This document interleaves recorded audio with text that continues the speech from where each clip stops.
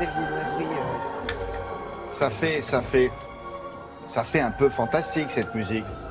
Oui, Ben, parce c'est fait parce pour que ça. Sarah est une fée. C'est fait pour ça, voilà. Voilà, c'est ça. Qu'est-ce que vous entendez par fantastique? Ben voilà, avec Eh ben, c'est ce ça. que vous allez nous présenter maintenant, ça se passe à la Galerie des Beaux-Arts de Bordeaux, et non pas le musée. Il y a une exposition sur l'univers particulier et assez omniprésent dans la gravure, d'ailleurs, du 19e siècle. C'est le fantastique. Mais ce qui nous a intéressé, c'est pas le titre de l'exposition, c'est la fin du titre. Parce qu'à la fin du titre, il y a marqué de Goya à Redon. Donc Oui. il y a des gens qui ont fait ça comme Goya. Des gens comme Goya, des gens comme Rembrandt, des gens comme Dürer, des gens comme Delacroix, et des gens jusqu'à Agnès Guillaume, qui est une artiste jeune, qui fait de l'art contemporain, art moderne. Donc il y a tout ça, ça s'arrête pas à Goya et Redon, justement. Alors d'abord, qu'est-ce que c'est l'estampe? C'est à partir du moment où vous avez un dessin fait sur pierre, métal, ce que vous voulez.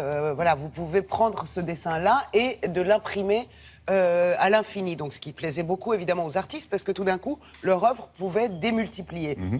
Ça a été beaucoup utilisé.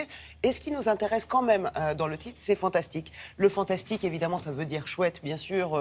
On est d'accord, c'est une exposition très chouette d'ailleurs. Mais fantastique, là, veut dire l'irruption de l'irréel dans le réel. Ça veut dire les rêves, les cauchemars, les fées dont vous parliez, les sorcières, voilà, la nuit, ce qui nous fait peur, ce qui nous amuse, ce qui nous fait rêver. Donc tout ça, on a dans cette exposition-là. Mais l'exposition avait déjà été présentée au Petit Palais à Paris. Et on se disait, mais pourquoi alors Bordeaux et tout? Parce que Bordeaux, non seulement toutes les expositions ne se passent pas à Paris, donc pour ceux qui habitent pas loin de Bordeaux, voilà une occasion d'y aller. Ah bah oui. Et en plus, le musée des Beaux-Arts a aussi donné quelques œuvres ici qui font partie de la collection permanente du musée des Beaux-Arts de Bordeaux, que forcément le Petit Palais n'avait pas. Donc une exposition complète. Je vous montre le fantastique par image, comme d'ailleurs ce reportage peut l'être. Regardez.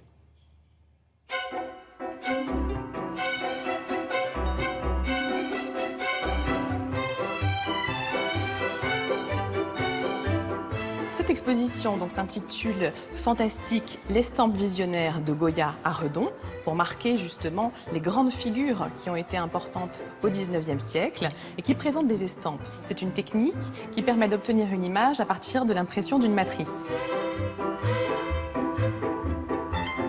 Le fantastique, c'est un mot ici qui vient du registre littéraire. C'est le moment où quelque chose d'étrange, un peu merveilleux, s'intègre dans une réalité banale. Et tout ça nous procure un sentiment d'inquiétude, d'étrangeté, qui donne envie d'en savoir un petit peu plus. Ces estampes, uniquement dans le noir et blanc, permettent d'aller chercher différents thèmes qui sont à cette limite du réel et de l'irréel. Dans ces thèmes, vous avez les diableries, vous avez le cauchemar, vous avez aussi les danses macabres, l'arrivée de la mort, des squelettes ou encore des chevaliers errants qui viennent emporter les jeunes filles dans leur tombe. Ce qui est très intéressant ici, c'est qu'on peut voir toutes ces estampes de la Bibliothèque nationale de France avec un contrepoint contemporain. Je pense que Goya a dû m'inspirer de façon non consciente. Et quand j'ai découvert son eau forte, le sommeil de la raison engendre des monstres, je me suis dit, mais c'était incroyable, la parenté entre nos deux œuvres.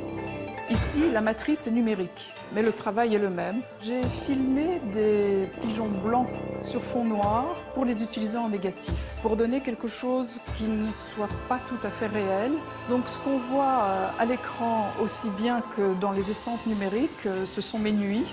Des nuits où il y a eu beaucoup d'insomnie, donc beaucoup de temps pour avoir des images qui me viennent en tête. Je crois que ce sont les nuits de pas mal de gens aussi. Beaucoup s'y reconnaissent. Ils n'y reconnaissent pas forcément de l'insomnie. Parfois, ils reconnaissent des cauchemars. Parfois, ils reconnaissent, au contraire, quelque chose d'apaisant.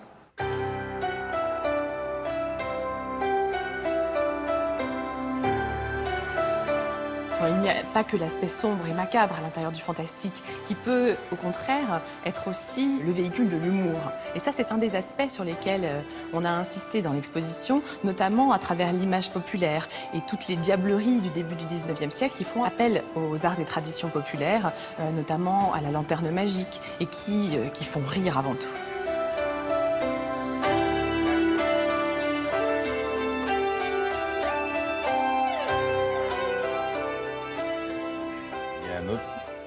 il y a un autre film fantastique, Hitchcock, où il y a effectivement des dessins d'Ali avec Gregory Peck, vous vous en souvenez peut-être.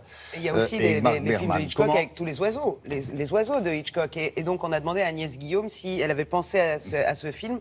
Elle a dit pas du tout, je n'y avais pas pensé, mais c'est vrai que s'il devait y avoir un lien avec les œuvres de Hitchcock, c'est pas les oiseaux, c'est le fait qu'elle apparaisse elle-même dans l'œuvre. Voilà, et vous avez jusqu'au 26 septembre, si vous n'êtes D'accord. pas loin de Bordeaux, ne loupez pas cette exposition à la Galerie des Beaux-Arts. Merci. Qui fait partie du musée des Beaux-Arts. Qui fait partie du musée des Beaux-Arts. Absolument, William.